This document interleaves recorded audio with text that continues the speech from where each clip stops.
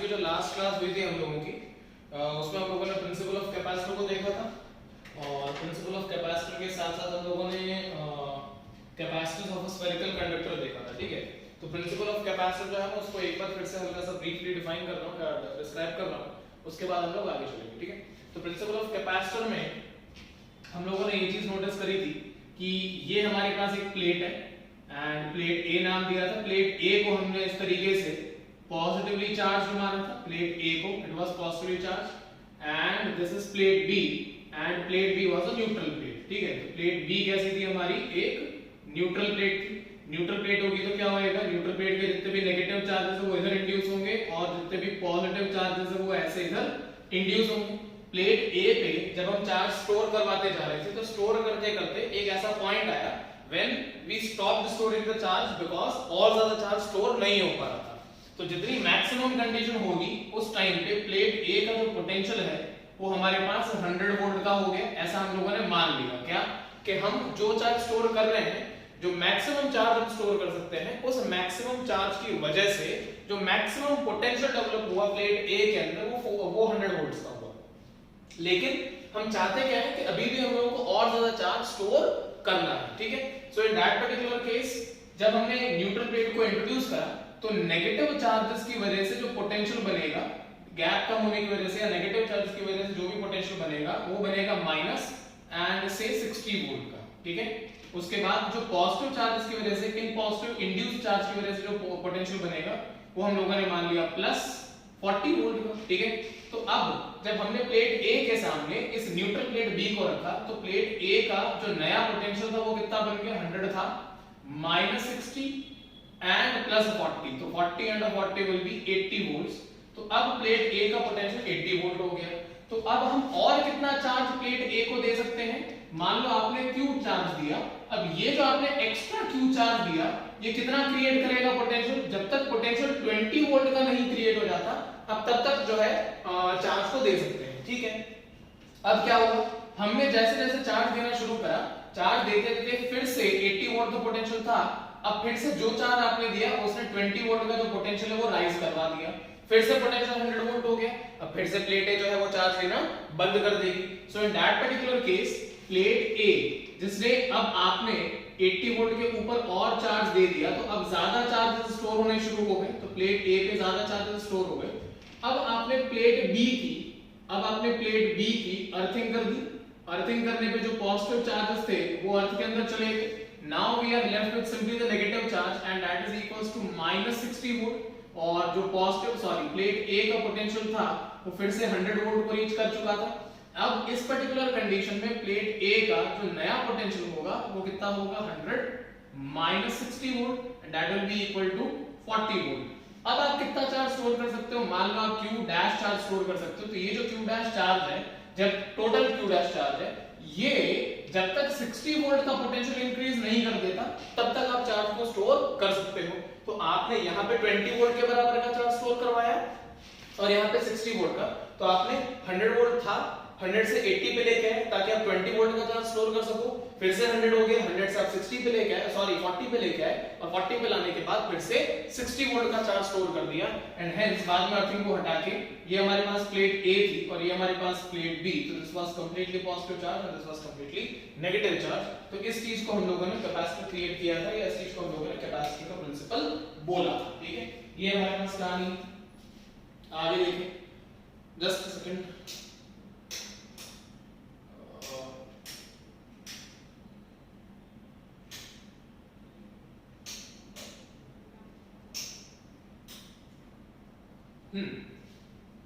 सो अब आगे बढ़ते हैं। इसके बाद प्रिंसिपल ऑफ कैपेसिटर के बाद स्फेरिकल कंडक्टर का जो कैपेसिटेंस है 4 पाई एप्सिलॉन नॉट r होता है, ये मैं आप लोगों को ऑलरेडी पढ़ा चुका हूं। ठीक है, मतलब वो साइज ऑफ द कंडक्टर या रेडियस ऑफ द कंडक्टर के ऊपर डिपेंड करता है, ये हम लोगों को ऑलरेडी पता है, इतनी कहानी हम लोग ऑलरेडी देख चुके हैं। ठीक है, कैपेसिटर के केस में, और इस प्रिंसिपल ऑफ कैपेसिटर से हम लोगों ने पैरेलल प्लेट कैपेसिटर को जनरेट भी किया, तो ये भी हमारे पास बात हो चुकी है। ठीक है, एक एक्स्ट्रा बात और मैं इसमें कहना चाहूंगा, जब हम किसी स्फेरिकल कंडक्टर की बात करते हैं, किसी भी स्फेरिकल कंडक्टर की बात करते हैं, तो स्फेरिकल कंडक्टर के अंदर होता क्या है, जो भी चार्ज होता है वो इस तरीके से सरफेस पे स्टोर होता है, ठीक है। जो भी चार्ज होता है कंडक्टर के अंदर वो सरफेस के ऊपर स्टोर होता है, और सरफेस के ऊपर स्टोर होने के बाद जो कंडक्टर है वो अपना इलेक्ट्रिक फील्ड इस तरीके से एमिट करता था, ठीक है। स्फेरिकल कंडक्टर जो है वो इस तरीके से अपना इलेक्ट्रिक फील्ड एमिट करता था, ओके। अब हम लोगों को पता क्या है कि self energy of a spherical conductor या स्फेरिकल शेल का फॉर्मूला हमारे पास था k q square bye 2r if I am not wrong, या फिर q square bye 4 by epsilon, sorry q square bye 8 bye epsilon not r, ये हमारे पास value हुआ करती थी। तो मैं कहना ये चाह रहा था कि जब आप किसी स्फेरिकल कंडक्टर को क्रिएट करते हो तो जो एनर्जी है, ये वाली एनर्जी शेल की बात चल रही है, ये एनर्जी कहां से कहां फैली हुई होती है, r से लेके इंफिनिटी के बीच में। भाई सरफेस के ऊपर चार्ज है और सर आप लेके कहां से आते हैं, इंफिनिटी से चार्जेस को लेके आके सेंटर से r दूरी पे इन चार्जेस को इकट्ठा कर लेते हैं, तो ये हमारे पास एनर्जी होती है। अब आप लोगों को समझना पड़ेगा कि capacitance C is equal to होता क्या है, capacitance C is equal to Q by V या Q is equal to CV होता है, और पोटेंशियल V का जो पोटेंशियल V है उसका फॉर्मेट क्या होता है हमारे पास, what do you understand by potential V, तो potential V is nothing but K into Q divided by R, ठीक है। अगर V की वैल्यू K into Q divided by R है, यहां पे अगर मैं इस चीज को पुट करता हूं तो मेरे पास कैपेसिटेंस C का फार्मूला बनेगा, सॉरी C का फार्मूला बनेगा Q divided bye K into Q and R, तो यहां से Q से ये Q कैंसिल होगा, तो आप यहां से भी कह सकते हैं कि C is proportional to R, इस तरीके से समझ सकते हैं। एक और चीज, अगर ये पोटेंशियल एनर्जी का फार्मूला है तो इस पोटेंशियल एनर्जी के फार्मूले से आप पोटेंशियल का डेटा क्रिएट कर सकते हैं, और पोटेंशियल के डेटा के बाद आप कैपेसिटेंस का डेटा भी क्रिएट कर सकते हैं। कहने का मतलब ये कि जब आप किसी भी स्फेरिकल कंडक्टर को क्रिएट करते हैं तो उसको उसके अंदर जो चार्ज को स्टोर करने की कैपेसिटी है, उस कैपेसिटी के कारण जो एनर्जी क्रिएट होती है वो इतनी होती है, और ये एनर्जी r से लेके इंफिनिटी के बीच में फैलती है। ये हम लोग ऑलरेडी पढ़ चुके थे। ये जो कंसेप्ट है वो इसी कंडक्टर के ऊपर लागू होता है, ठीक है। ये मैं थोड़ा सा बस लिंक करने की कोशिश कर रहा हूं और कुछ नहीं। खैर, अर्थ का कैपेसिटेंस हम लोग ऑलरेडी पढ़ चुके हैं, ठीक है। ओके, नेक्स्ट हेडिंग बना लीजिएगा एक बार, पैरेलल प्लेट कैपेसिटर, ठीक है। Next topic is parallel plate capacitor, PPC जिसे कहते हैं हम लोग, ठीक है। सो पीपीसी में ये पैरेलल प्लेट कैपेसिटर जो हम लोगों ने लास्ट क्लास में कंसेप्ट डेवलप किया था, उसकी कैपेसिटी कितनी होती है और कैसे बनती है उसको देखते हैं एक बार। तो देखें, मान लीजिए आपके पास एक पैरेलल प्लेट कैपेसिटर है जिसकी एक प्लेट A, ठीक है, पॉजिटिवली चार्ज है, और दूसरी प्लेट B नेगेटिवली चार्ज है, ठीक है। नाउ प्लेट A और प्लेट B जो कि पॉजिटिव और नेगेटिवली चार्ज है, तो हमें पता है कि पॉजिटिव प्लेट से नेगेटिव प्लेट की तरफ इस तरीके से इलेक्ट्रिक फील्ड फ्लो होता है, ठीक है। अब आप एक चीज को सोचें, अगर A वाली प्लेट पॉजिटिवली चार्ज है, मैंने यहाँ पे एक पॉइंट माना, फिर मैंने यहाँ बीच में एक पॉइंट माना, पॉइंट 1 कर लीजिए, या पॉइंट 1 ही कर लो 1, यहाँ पे पॉइंट 2 कर लो इसको, पॉइंट 2, और यहाँ पे एक और पॉइंट कर लो पॉइंट 3, ठीक है। अब हमें पता है कि पॉजिटिव से नेगेटिव के बीच में इलेक्ट्रिक फील्ड फ्लो होता है, इतना हम लोग जानते हैं। जितना पॉजिटिव चार्ज प्लेट A के ऊपर है उतना ही नेगेटिव चार्ज प्लेट B के ऊपर है।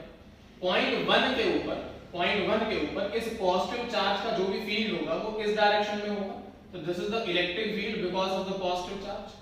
पॉइंट 1 के ऊपर नेगेटिव चार्ज का जो फील्ड होगा वो इस डायरेक्शन में होगा, बिकॉज़ नेगेटिव चार्ज का field is always towards it. Negative charge का जो भी इलेक्ट्रिक फील्ड होता है वो उसकी तरफ होता है, ठीक है।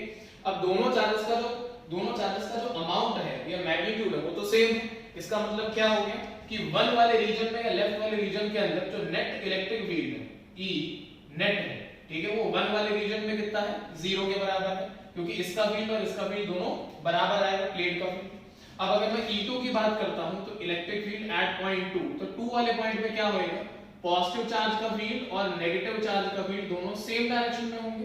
भाई positive charge emits the electric field, तो इस वाले चार्ज डिस्ट्रीब्यूशन का जो भी फील्ड होगा वो राइट हैंड डायरेक्शन में होगा, और इसी वाले चार्ज डिस्ट्रीब्यूशन का इस वाले पॉइंट पे जो भी फील्ड होगा वो लेफ्ट हैंड डायरेक्शन में होगा, ठीक है। सो इस वाले केस में हमारे पास आएगा electric field because of the plate A plus electric field because of the plate B।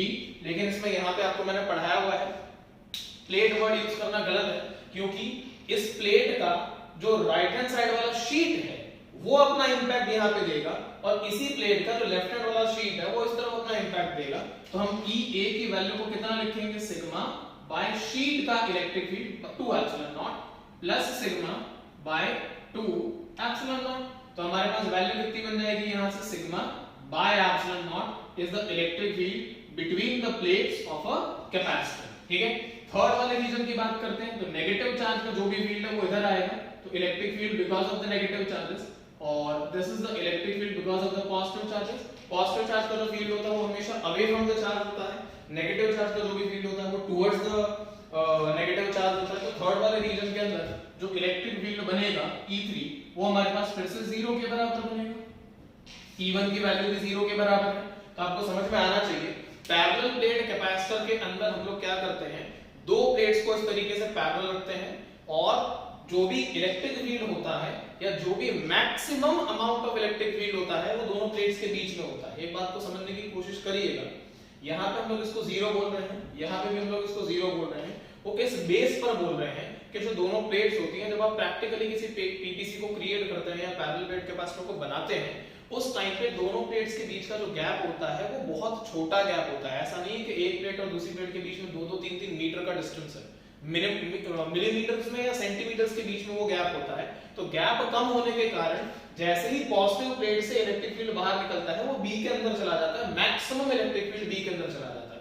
Very negligible amount of electric field is in this region and negligible amount of electric field is in this region which is 0 in comparison to the electric field between the two plates. ठीक है, तो इस तरीके से हम लोग ये लेके चलेंगे कि इलेक्ट्रिक फील्ड जो होता है वो दोनों प्लेट्स के बीच में ही होता है किसी भी पैरेलल प्लेट कैपेसिटर की कंडीशन में। ठीक है, अच्छा अब आगे देखें, अगर यही दोनों प्लेट्स हैं और इन दोनों प्लेट्स को मैं इस तरीके से बनाता हूं, ये हमारे पास दो प्लेट्स हैं पैरेलल प्लेट कैपेसिटर की, एक ये और एक ये,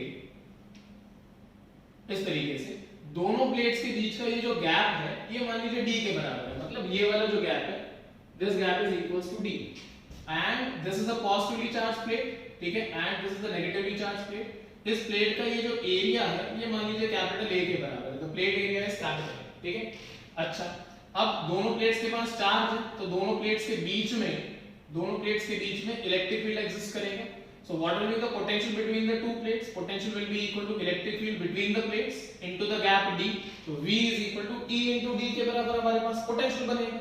एंड हमें पता क्या है कि capacitance of a capacitor is given by what, charge stored by the capacitor per unit volume, Q equal to CV कह लीजिए या फिर इस तरीके से कह लीजिए।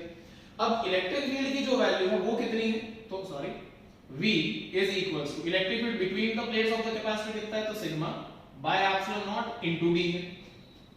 सिग्मा को हम लोग क्या लिख सकते हैं, व्हाट इज सिग्मा, तो सिग्मा को हम लोग लिख सकते हैं चार्ज अपॉन एरिया, तो charge upon area and epsilon naught, this is equals to V। ये V बन गया, इस V की वैल्यू को यहां पुट कर दो, V की वैल्यू को यहां पुट करोगे तो C इज इक्वल टू बन जाएगा Q डिवाइडेड बाय V। तो V है हमारे पास Q into D by A epsilon naught, और क्या रह गया, सॉरी Q A एप्सिलॉन ऊपर आ गया, हां ठीक है फाइन, तो Q से Q कैंसिल कर दीजिए, तो capacitance C is equal to आ गया epsilon naught A by D। So this is the capacitance of a PPC, parallel plate capacitor. यहां से आपको क्या समझ में आया कि capacitance of a capacitor PPC is proportional to the area of the plate of the capacitor and is inversely proportional to the gap between the plates of the capacitor. ठीक है, दोनों प्लेट्स के बीच में जो गैप है उसके inversely proportional होगा और दोनों प्लेट्स का जो एरिया है उसके डायरेक्टली प्रोपोर्शनल होगा। Hence again we can say, आपको मैं पहले भी लिखवा चुका हूं कि capacitance of a capacitor C depends on the geometrical dimensions of the capacitor, depends on the geometrical dimensions of the capacitor। ठीक है, ये हमारे पास कहानी होती है। अब जैसे मान लो एग्जांपल देख लेते हैं, मान लीजिए आपके पास एक प्लेट ये है, ठीक है, and this length is equals to A and this height or breadth or whatever is equals to B, and we have two plates of the capacitor like this, the gap between the two plates is D, और दोनों का dimension तो same ही है। और question में ठीक है, बस इतना ही दिया, दो PPC मतलब दो प्लेट्स दे दी which are creating a PPC। तो इस केस में हमारे पास दोनों प्लेट्स का बनने वाला जो कैपेसिटेंस होगा वो कितना बनेगा epsilon naught into A by D. तो गैप दोनों के बीच में डी है। इस प्लेट का प्लेट एरिया कितना होगा, तो प्लेट एरिया होगा epsilon naught A into B by D. इस तरीके से हम लोग कैलकुलेट करेंगे, ठीक है। ओके, इसके बाद मान लीजिए हम लोग को एक और एग्जांपल दिया गया क्या कि हमारे पास दो सर्कुलर प्लेट्स हैं इस तरीके से। सिंपल से एग्जांपल्स करवा रहा हूं, कोई एग्जाम पॉइंट ऑफ व्यू से नहीं। दोनों प्लेट्स के बीच का जो गैप है वो d के बराबर है, और ये जो रेडियस है दोनों प्लेट्स का ये हमारे पास r के बराबर है, ठीक है। और इस प्लेट का जो चार्ज है वो मान लिया प्लस कैपिटल क्यू है, इस प्लेट का जो चार्ज है वो मान लिया माइनस कैपिटल क्यू है। तो c की वैल्यू कितनी आएगी, वो आएगी epsilon naught into area will be pi r square because the radius is r divided by d। अगर सर्कुलर प्लेट्स है तो इस तरीके से कई बार आपको उल्टा सीधा वैल्यू दिया होगा, किसी केस में आपको कैपेसिटेंस की वैल्यू दी होगी, प्लेट का रेडियस पूछ लेगा, किसी केस में आपको d पूछ लेगा, किसी केस में c की वैल्यू पूछ लेगा। तो अलग-अलग हमारे पास पैरामीटर्स है जो पूछे जा सकते हैं, सिंपल सी बात है, ठीक है। चलिए खैर, तो ये चीज है हमारे पास। और नाइस, ठीक है। तो इतना आप लोग नोट करके रखिएगा, वीडियो को पॉज करके एक बार। उसके बाद हम लोग आगे पढ़ने जा रहे हैं energy stored in a capacitor, ठीक है। और नेक्स्ट टॉपिक इज एनर्जी या potential energy whatever stored in a parallel plate capacitor. चलिए, उसके बाद ये टॉपिक करने के बाद हम लोग थोड़ा और न्यूमेरिकल्स पे जाएंगे।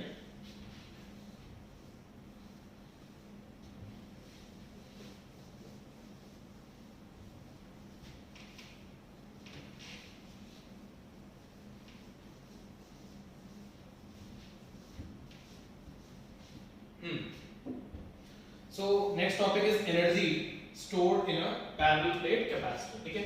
हेडिंग बनाइएगा next, energy stored in PVC कर लीजिए या parallel plate capacitor, whichever way suits you। तो पैरेलल प्लेट कैपेसिटर के अंदर हम लोगों को इतना ऑलरेडी पता है कि ये हमारे पास एक पॉजिटिवली चार्ज प्लेट है, इसका चार्ज हमारे पास मान लीजिए प्लस क्यू के बराबर है। फटाफट से देखते हैं, ये हमारे पास दूसरी प्लेट है, इसका चार्ज माइनस क्यू है। दोनों प्लेट्स के बीच में इस तरीके से इलेक्ट्रिक फील्ड एग्जिस्ट करता है, और जो इलेक्ट्रिक फील्ड दोनों प्लेट्स के बीच में एग्जिस्ट करता है उसकी वैल्यू है sigma divided by epsilon naught. Left hand region right hand region के बीच में जो इलेक्ट्रिक फील्ड की वैल्यू है वो 0 के बराबर होती है, ये हम लोग जानते हैं, ठीक है। फिर इलेक्ट्रोस्टैट्स वाले पार्ट में मैंने आपको एक फार्मूला बताया था which was of energy density, ठीक है। अगर याद हो तो एनर्जी डेंसिटी, अब देखिएगा जाके एनर्जी डेंसिटी को स्मॉल यू से रिप्रेजेंट किया था, और स्मॉल यू का फार्मूला था हमारे पास half epsilon naught into E square. किसी भी कंडक्टर के लिए या चार्ज स्टोरिंग कंडक्टर के लिए ये हमारे पास वैल्यू थी, and energy density small u is equal to half epsilon naught E की value sigma by epsilon naught है, तो sigma square by epsilon naught square बन जाएगा। एप्सिलॉन नॉट से एप्सिलॉन नॉट कैंसिल कर दीजिए, आपके पास आ जाएगा sigma square by 2 epsilon naught, ठीक है। ये हमारे पास वैल्यू बन जाएगी। और अगर sigma square by 2 epsilon not value है तो सिग्मा को क्या लिख सकते हो, चार्ज अपॉन एरिया। और अगर चार्ज अपॉन एरिया लिखोगे तो सिग्मा स्क्वायर को लिख दिया हमने चार्ज का square upon twice of area का square and epsilon naught, that is the energy density. अब आप लोगों को सिखाया क्या हुआ, what is energy density? Energy density is potential energy per unit volume, ठीक है, पर यूनिट वॉल्यूम। मतलब पोटेंशियल एनर्जी कितनी आ जाएगी, energy density into volume.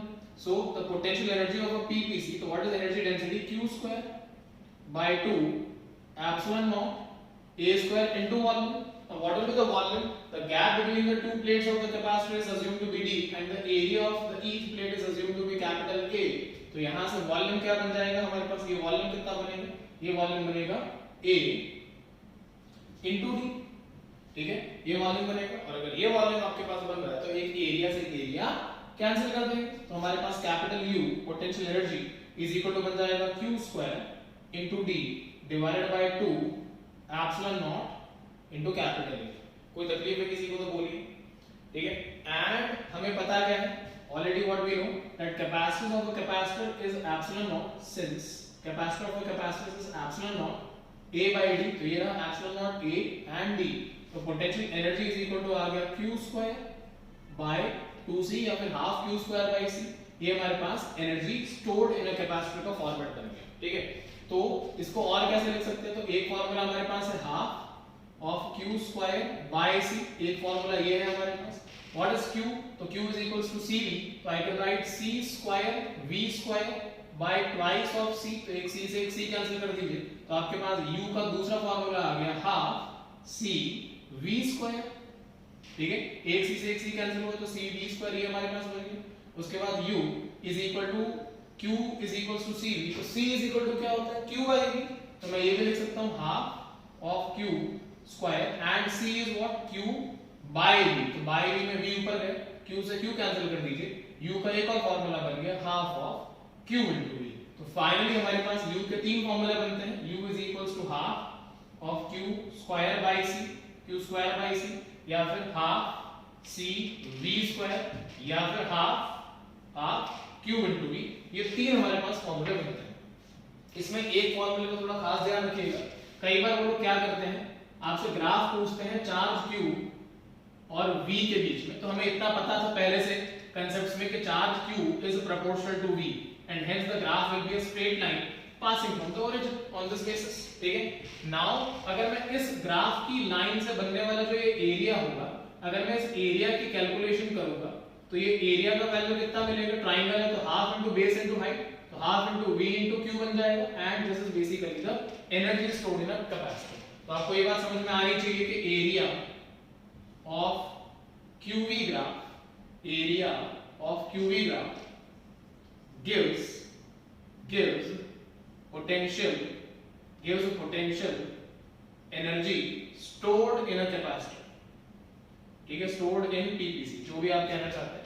Area of qv graph gives us what, the energy stored in a parallel plate capacitor, ठीक है। ये हमारे पास वैल्यू रहती है। आगे देखिए, ठीक है, वीडियो को पॉज करके आप लिखना चाहते हैं तो एक बार लिख लीजिए, ठीक है, उसके बाद आगे चलेंगे। नोट डाउन कर लीजिएगा प्लीज, वीडियो पॉज करके एक बार।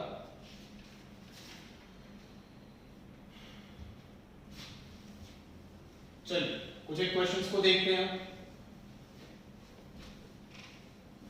क्वेश्चन का लैंग्वेज में डिक्टेट अभी करता हूं, लिख लीजिएगा साथ के साथ।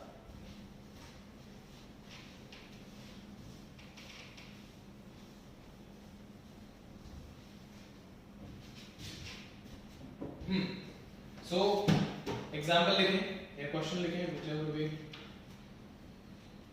लिखना है लिखें। when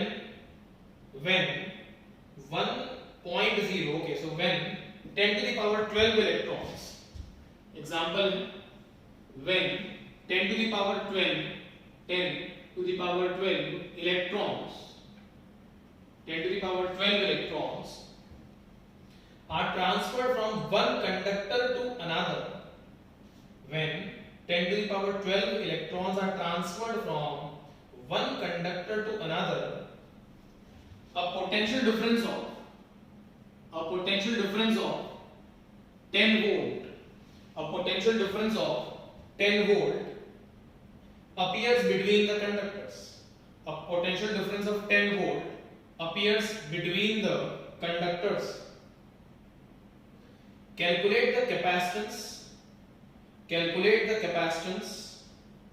of the two conductor system.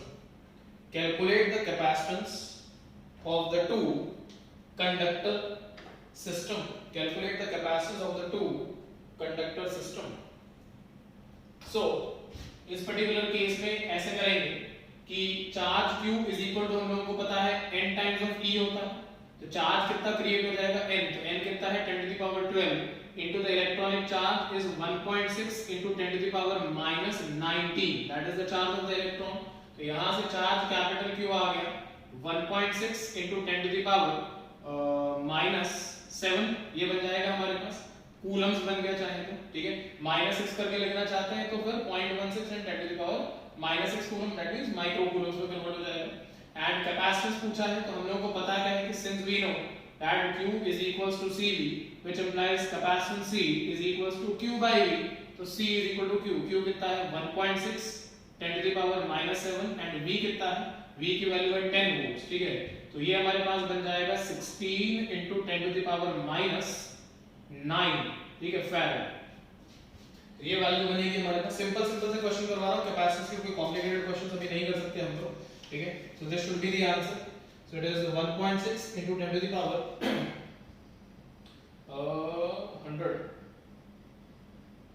ठीक है, -9, तो 16 × 10⁻⁹ फैराड, ठीक है। ओके, नेक्स्ट क्वेश्चन लिखेंगे प्लीज। सेकंड क्वेश्चन या जो भी क्वेश्चन नंबर एग्जांपल का, the plates of a parallel plate capacitor, the plates of a parallel plate capacitor are made up of, the plates of a parallel plate capacitor are made up of circular disc of radius 5 cm, are made up of circular disc of radius 5 cm, circular disc of radius 5 cm each, circular disc of radius 5 cm each. If the separation between the plates is 1 millimeter, if the separation between the plates is 1 millimeter, तो ये बन जाएगा 5 × 10⁻⁻2 meters और D बन जाएगा 10⁻⁻3 meter. So if the separation between the plates is 1 millimeter, then what is the capacitance?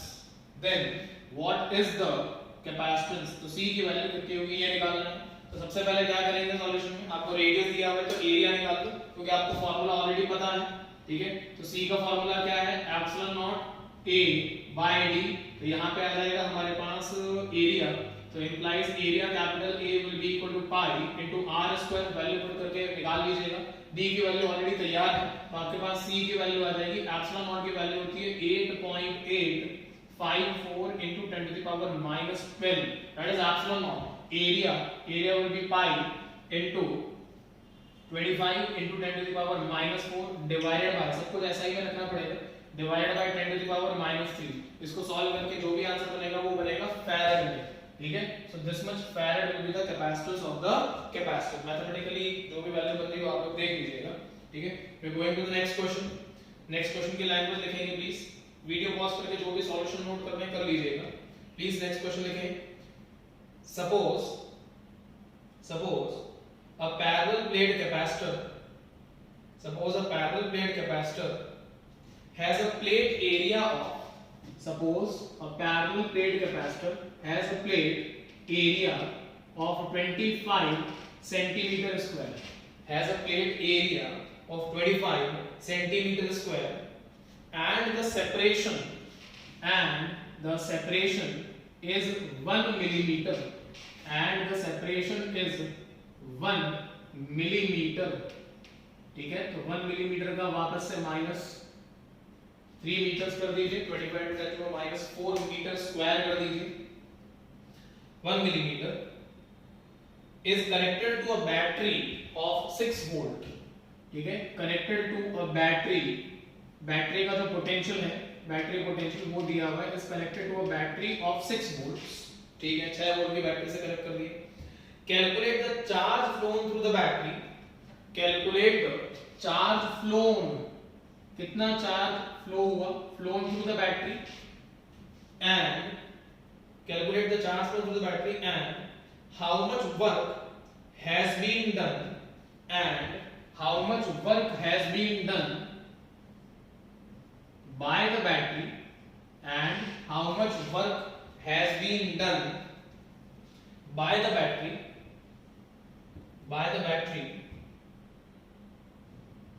during this process, how much work has been done by the battery, how much work has been done by the battery during this process, how much work has been done by the battery during this process। चलिए एक बार करके देखिए, time लीजिए अपना थोड़ा सा।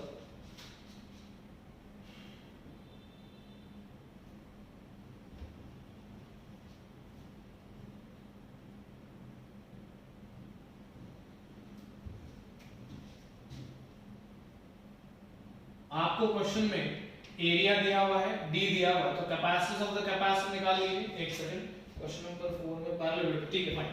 तो C is equal to आता है हमारे पास epsilon naught A divided by D, तो C इज इक्वल टू बन जाएगा 8.854 into 10 to the power minus 12, that is the value of the epsilon naught, absolute permittivity of the free space area A. So A is given to be 25 into 10 to the power minus 4 meter square divided by gap D. तो gap D is 10 to the power minus 3 meters, ठीक है। इसको solve कर लीजिए, C की value बन जाएगी। अब charge Q is equal to होता क्या है, Q इज इक्वल टू होता है हमारे पास C into V, पहली चीज सुनिएगा भी ध्यान से।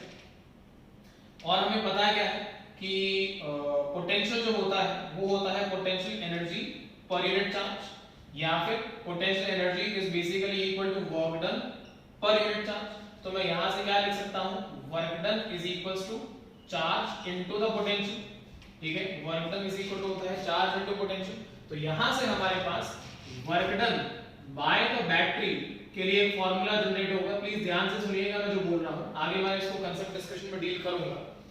Work done by the battery होता है amount of charge phloem into the potential of the battery, amount of charge phloem into the potential of the battery, ये होता है work done by the battery का फार्मूला, ठीक है। तो यहां से Q इक्वल टू CV से आप Q का वैल्यू निकालेंगे, उस Q की वैल्यू को यहां पे पुट करेंगे, बैटरी के पोटेंशियल से मल्टीप्लाई करेंगे और work done by the battery का आंसर निकालेंगे, ठीक है। तो ये तीन क्वेश्चंस हम लोगों ने बेसिक कैपेसिटेंस पे करे। आइए आगे बढ़ते हैं, देखिए आगे के जो कांसेप्ट डिस्कशन है आपको उसी में थोड़ा सा और बेटर समझ में आएगा कि क्या हो रहा है क्या नहीं हो रहा है। नोट डाउन कर लीजिए प्लीज, एक बार वीडियो को पॉज करके डेटा जरूर नोट डाउन कर लें एक बार सारे जने।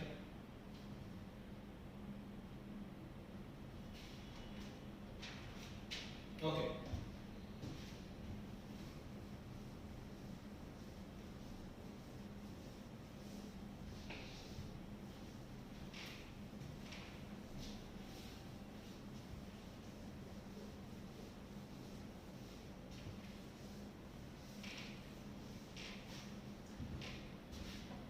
चलिए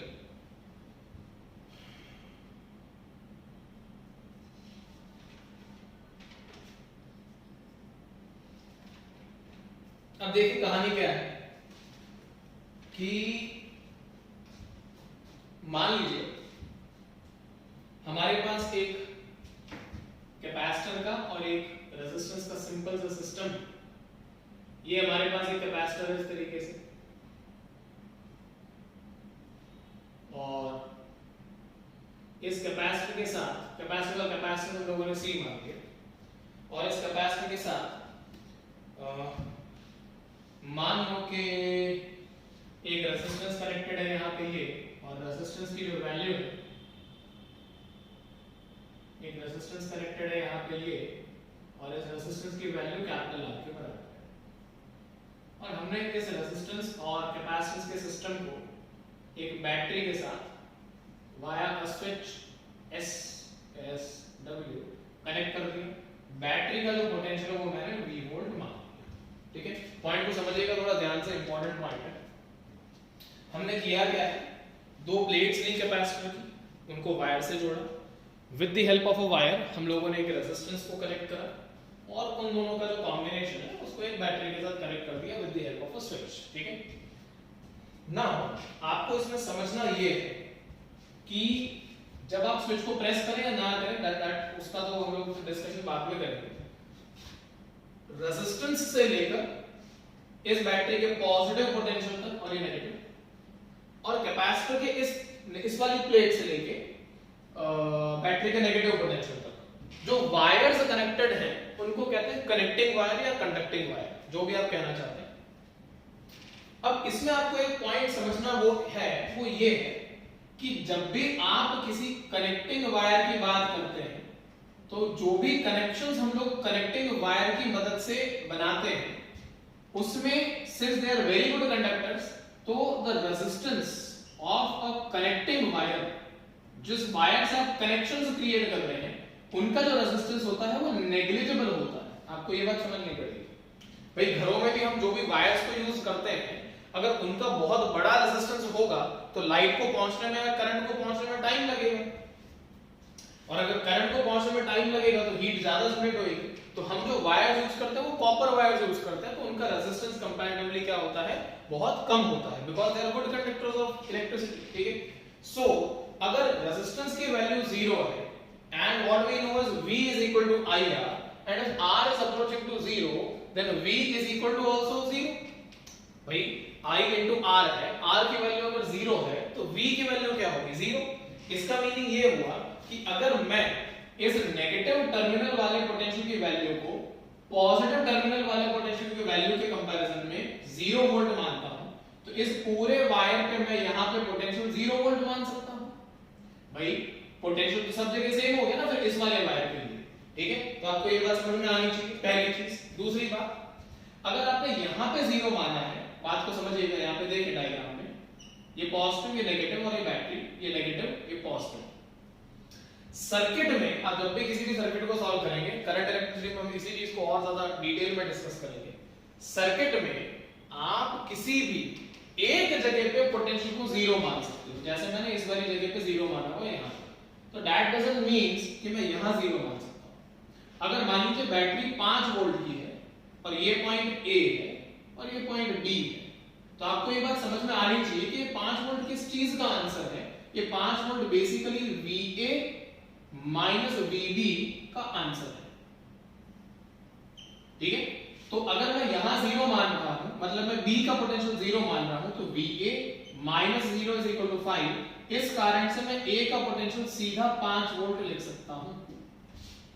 यहां पे अगर मैंने इस बैटरी में यहां पोटेंशियल 0 माना है, क्योंकि यहां पे कनेक्टिंग वायर है, तो कनेक्टिंग वायर में सब जगह पे potential V equal to I into R, तो यहां पे V is also approaching to 0 because R is approaching to 0। Current होगा I is not 0, R is 0। R के 0 होने के कारण V की वैल्यू या दो पॉइंट्स के बीच के पोटेंशियल डिफरेंस की वैल्यू 0 हो रही है। ठीक है, बिकॉज़ ये पोटेंशियल डिफरेंस होता है, पोटेंशियल नहीं होता है, तो potential difference is equal to 0, and if the potential difference between these two points are 0, that means these two points have the same potential, क्योंकि बेसिकली ये डेल्टा V इक्वल टू 0 है, तो डेल्टा V को मैं क्या लिख सकता हूं, V1 minus V2 equal to 0, तो V1 is equal to V2। तो अगर ये पॉइंट 1 है, ये पॉइंट 2 है, तो 1 माइनस 2 इज 0, तो 1 विल बी इक्वल टू 2, एंड इस बेसिस पे ये VA इज इक्वल टू 0, क्योंकि यहां पे 0 माना है, तो इस पॉइंट और इस पॉइंट का पोटेंशियल डिफरेंस बैटरी का पोटेंशियल होता है, जो कि ये बनेगा। अच्छा, इसका मतलब अगर बैटरी का पोटेंशियल V है और मैं इस तरफ 0 मान रहा हूं, तो मैं यहां पे पोटेंशियल V वोल्ट लिख सकता हूं। भाई यहां पे 5 वोल्ट था, यहां पे V वोल्ट है, तो यहां V, अब है तो ये कनेक्टिंग वायर, तो कनेक्टिंग वायर में अगर इस पॉइंट का पोटेंशियल V वोल्ट है, तो इस पॉइंट का भी V वोल्ट होगा और इस पॉइंट का भी V वोल्ट होगा, तभी तो करंट आपका फ्लो कर पाएगा।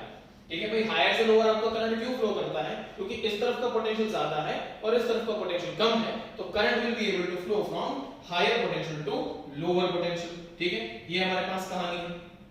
अब आगे समझें, आगे क्या हुआ कि इनिशियली जब आपने स्विच को प्रेस किया, स्विच को प्रेस करने पे होएगा क्या, करंट विल फ्लो, और यहां पे इनिशियली जो करंट फ्लो करेगा वो कितना करेगा, वो करेगा V by R का।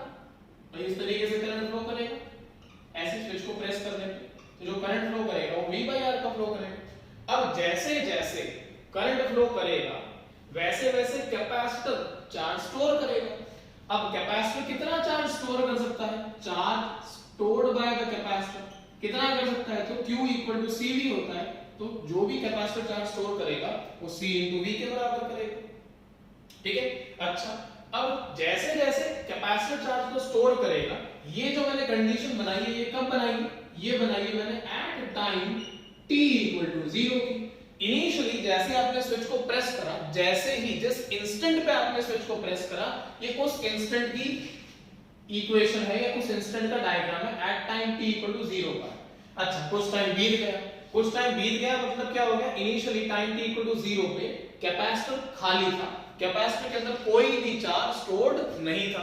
अब अगर कोई भी चार्ज स्टोर नहीं होगा, तो उस टाइम पे जो करंट फ्लो करेगा वो V by R करेगा। अब टाइम t बीतने के बाद कैपेसिटर के अंदर जो चार्ज स्टोर हो गया है वो CV के बराबर है या कुछ अमाउंट में स्टोर हो गया है। सो इन दैट पर्टिकुलर केस हमारा डायग्राम क्या बनेगा, डायग्राम ये ऐसा रहेगा, V वोल्ट की बैटरी, यहां पे हमारा रेजिस्टेंस था और ये हमारा कैपेसिटेंस था। स्विच हम ऑलरेडी प्रेस कर चुके हैं, तो सर्किट इस तरीके से कंप्लीट कर दिया सीधा, ठीक है। 0 वोल्ट माना हुआ है, कैपेसिटर C है, रेजिस्टेंस की वैल्यू R ओम के बराबर है। अब जो यहाँ पे करंट जाएगा, समझे, अब क्या हो गया, कैपेसिटेंस के अक्रॉस पोटेंशियल डेवलप होना शुरू हो गया, ठीक है। नाउ जो यहाँ पे करंट जाएगा I इज इक्वल टू होगा V minus the potential of the capacitor. तो potential of the capacitor will be charge stored at time t। ये कंडीशन कब चल रही है, at time t equal to t पे। तो t टाइम में कैपेसिटर ने जो चार्ज स्टोर करा है वो स्मॉल q करा है, तो जो पोटेंशियल डेवलप होगा वो q by c complete divided by r। ये हमारे पास करंट की वैल्यू चलेगी, ठीक है। तो फाइन, ये वैल्यू आ गई। इसका मीनिंग ये हुआ कि इस वाली प्लेट पे प्लस q चार्ज है, इस वाली प्लेट पे माइनस q चार्ज है। So the current flowing at any random time t is v minus q by c divided by r, ठीक है। I equal to delta V by R या I equal to change in potential या change in potential difference divided by the resistance होता है, ठीक है। अब एक चीज को समझें, जैसे जैसे as टाइम t इंक्रीजेस, जैसे जैसे टाइम t बढ़ेगा वैसे वैसे charge stored in the capacitor, वैसे वैसे charge stored in capacitor, charge stored in the capacitor बढ़ेगा। अब जैसे जैसे ये Q की वैल्यू बढ़ती जाएगी वैसे वैसे इस रेशियो की वैल्यू बढ़ती जाएगी, क्योंकि C तो कांस्टेंट है और चार्ज की वैल्यू बढ़ रही है, तो ये रेशियो बड़ा होता जाएगा and the current I will decrease। जैसे जैसे ये वैल्यू बड़ी होती जाएगी, एक टाइम आएगा जब ये वैल्यू इस V के बराबर हो जाएगी, क्योंकि ये V तो कांस्टेंट है। तो ये वैल्यू जब इसके बराबर हो जाएगी तो करंट की वैल्यू 0 हो जाएगी। तो जैसे जैसे टाइम बढ़ता जाएगा, Q बढ़ता जाएगा तो करंट कम होता जाएगा, ठीक है। एंड जब करंट फाइनली, जब ये रेशियो इसके बराबर हो जाएगा और करंट 0 हो जाएगा, and when current becomes zero, ठीक है, तो हम उस कंडीशन को कह देते हैं कि कैपेसिटर जो है वो स्टेडी स्टेट में पहुंच गया है। The capacitor is in steady state, ठीक है। स्टेडी का मतलब क्या होता है कि जो भी करंट की वैल्यू होगी वो टाइम पे डिपेंड नहीं करेगी। टाइम के चेंज होने के साथ साथ अगर कोई वैल्यू चेंज नहीं होती है तो फिर हम लोग उस क्वांटिटी को कह देते हैं कि that quantity is in a steady state. वो जो क्वांटिटी है वो एक स्टेडी स्टेट में है, ठीक है। Steady word means independent of time. ये हमारे पास कहानी, ठीक है। नाउ एक चीज को समझें कि आपका अगर आपका कैपेसिटेंस या आपका कैपेसिटर स्टेडी स्टेट में पहुंच चुका है तो सर्किट में करंट 0 हो जाएगा। भाई अगर Q बाय C की वैल्यू V के बराबर पहुंच गई है तो सर्किट में करंट 0 हो गया। अब इसका मीनिंग क्या है? इसका मीनिंग ये है कि अगर यहां पे एक रेजिस्टेंस है और यहां पे एक कैपेसिटर है जिसकी कैपेसिटी C के बराबर है, ऐसे, ठीक है। साथ में हमारे पास यहां पे एक बैटरी है और बैटरी का पोटेंशियल V है, और मैं कह देता हूं कि the capacitance is in a steady state. अगर कैपेसिटर स्टेडी स्टेट में है तो यहां पे कैपेसिटर का चार्ज CV और यहां पे माइनस CV होगा, Q और minus Q। Now in this particular case इस पर्टिकुलर पॉइंट का पोटेंशियल V होगा और इस पर्टिकुलर पॉइंट का पोटेंशियल 0 होगा। हमने एक जगह पे तो 0 माना, यहां पे V कर सकते हैं, यहां पे V कर सकते हैं। भाई कनेक्टिंग वायर है, अगर ये 0 है तो इस पॉइंट का पोटेंशियल V होना तो कंपलसरी। अगर ये हो गया तो इस रेजिस्टर के दोनों एंड्स के अक्रॉस पोटेंशियल सेम हो गए, मतलब रेजिस्टर के अंदर कितना करंट फ्लो करेगा? 0 करंट फ्लो करेगा। भाई रेजिस्टेंस के अंदर कितना करंट फ्लो करेगा? 0। इसका मीनिंग ये हुआ कि अगर किसी सर्किट में कैपेसिटर स्टेडी स्टेट में है तो उस सर्किट में रेजिस्टेंस लगा हो या उस ब्रांच में रेजिस्टर लगा हो या ना लगा हो, कोई फर्क नहीं पड़ता। सो ये सर्किट बनाया जाए या फिर सिर्फ ये सर्किट बनाया जाए और यहाँ पे प्लस CV और यहाँ पे माइनस CV लिख के battery with the potential of V कर दिया जाए, बात एक ही। Whenever the capacitor is in a steady state, resistor को लगाएं या ना लगाएं, there is no issue। Resistor को लगाने से और ना लगाने से कैपेसिटर की स्टेडी स्टेट में कोई फर्क नहीं पड़ता है। मैंने ये कहा मैंने ये नहीं कहा है कि आप रेसिस्टर को हर कंडीशन में हटा सकते हैं। हाँ, अगर कैपेसिटर स्टेडी स्टेट में या स्टेडी स्टेट की कंडीशन में है तो आप रेसिस्टर को हटा सकते हैं, मैंने ऐसा बोला। ठीक है, चलिए खैर, तो ये चीज होगी। Now what we know is कि work done by the battery जो होता है, work done by the battery जो होता है वो होता है Q into V, where this Q is basically the charge flown into the potential। अब कहानी क्या है थोड़ी सी समझिएगा। बैटरी करती क्या है उसको हल्का सा मैं आपको समझाने की कोशिश करता हूँ। ये हमारे पास एक कैपेसिटर है और कैपेसिटर का जो कैपेसिटेंस है वो C के बराबर है, बैटरी का जो पोटेंशियल है वो V के बराबर है। ये हमारे पास एक स्विच है, स्विच को हम लोग प्रेस करके चलेंगे तो हमने प्रेस कर दिया एंड दिस। बैटरी कभी भी सर्किट में कभी भी बैटरी अपना खुद का चार्ज प्रोवाइड नहीं करती है, इस बात को ध्यान रखिएगा। Battery is always electrically neutral. Battery के अंदर जितना पॉजिटिव चार्ज होता है उतना ही नेगेटिव चार्ज होता है। बैटरी करती क्या है, बैटरी के पोटेंशियल होने के कारण या बैटरी के पास पोटेंशियल होने के कारण the battery is able to attract the electron of the capacitor. और जैसे ही इस वाली प्लेट से एक इलेक्ट्रॉन बाहर आता, एक नेगेटिव चार्ज बाहर आता, ये वाली जो प्लेट है ये पॉजिटिवली चार्ज हो जाती है। तो बैटरी करती क्या है कि बैटरी इस पॉजिटिव प्लेट का एक इलेक्ट्रॉन जो है वो बाहर निकालती है, इलेक्ट्रॉन को अपने पास लेके आती है क्योंकि ये पॉजिटिव टर्मिनल है, ये इलेक्ट्रॉन को अट्रैक्ट करेगा। फिर इस इलेक्ट्रॉन पर वर्क करती है। वर्क क्यों करती है, क्योंकि बैटरी के पॉजिटिव टर्मिनल और नेगेटिव टर्मिनल, तो ये नेगेटिव टर्मिनल है और ये पॉजिटिव टर्मिनल है, तो यहां से आ कौन रहा है, एक इलेक्ट्रॉन। इलेक्ट्रॉन कैसा है, नेगेटिवली चार्ज है, तो ये नेगेटिव टर्मिनल क्या करेगा, इस नेगेटिव को अपोज करेगा। तो उस अपोजिशन के खिलाफ अगर मेरे को इस इलेक्ट्रॉन को लेकर जाना है तो वर्क करना पड़ेगा। भाई negative negative repel each other, तो इस इलेक्ट्रॉन या इस नेगेटिव पोटेंशियल क्या करेगा, इस इलेक्ट्रॉन को रिपेल करेगा।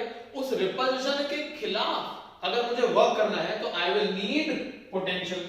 अब वो वर्क कौन सा होता है, तो वो वर्क होता है ये, that is the charge phloem into the potential of the battery. तो बैटरी ने वर्क करा और इस इलेक्ट्रॉन को नेगेटिव टर्मिनल के उस तरफ पहुंचाया। अब जैसे ये इलेक्ट्रॉन यहां पहुंचता है, अब ये नेगेटिव टर्मिनल जो बैटरी का था वो क्या कर रहा था, इलेक्ट्रॉन को रिपेल। अब उसी रिपल्शन के कारण इलेक्ट्रॉन जो है वो सर्किट में यहां पे जाके इकट्ठा हो जाएगा और इस प्लेट के पास नेगेटिव चार्ज आ जाएगा। तो बैटरी ने बेसिकली किया क्या, कैपेसिटर के ही चार्ज को इस तरीके से डिस्ट्रीब्यूट कर दिया कि एक प्लेट पे पॉजिटिव आ जाए और एक प्लेट पे नेगेटिव आ जाए। इस तरीके से हम लोगों ने कैपेसिटर के नेगेटिव या इलेक्ट्रॉन को एक प्लेट से निकाल के दूसरी प्लेट पे दे दिया, तो जितना पॉजिटिव चार्ज यहाँ पे क्रिएट हुआ उतना ही नेगेटिव चार्ज यहाँ पे क्रिएट हुआ। अब बैटरी का वर्क डन ये होता है, तो work done by the battery को मैं लिख सकता हूँ Q इक्वल टू होता है CV इंटू V, तो ये बनेगा CV स्क्वायर। तो एक बार जब बैटरी किसी चार्ज को फ्लो करवाती है तो जितना वर्क डन होता है वो CV स्क्वायर के बराबर होता है या फिर चार्ज फ्लोन इनटू पोटेंशियल के बराबर होता है।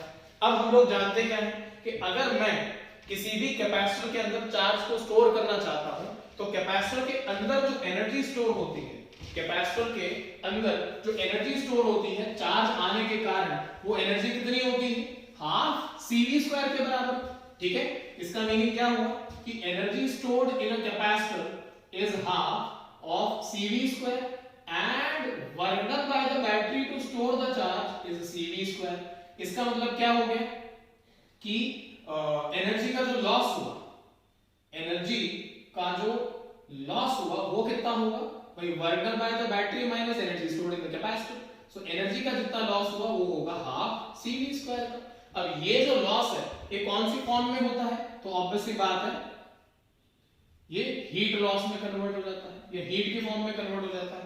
क्यों, जब चार्ज नेगेटिव चार्ज है इलेक्ट्रॉन जब वायर में यहां से यहां पे और यहां से यहां पे ट्रैवल करता है तो वायर के अंदर हीट लॉसेस अकर होते हैं और जो हीट लॉस होता है वो बैटरी के वर्क डन के आधी वैल्यू के बराबर होता है। तो half of the charge gets stored in the battery, half of the charge gets stored in the capacitor and half of the energy is lost in the form of heat in the capacitor system या in the charging of the या during the charging of the capacitor. ठीक है, ये value रहती है हमारे पास। अब इसी पे हमारे पास कुछ एक क्वेश्चंस आएंगे, उनको हम लोग देखते हैं। ठीक है, इतना नोट डाउन करें एक बार, बैटरी को बना के पूरा का पूरा।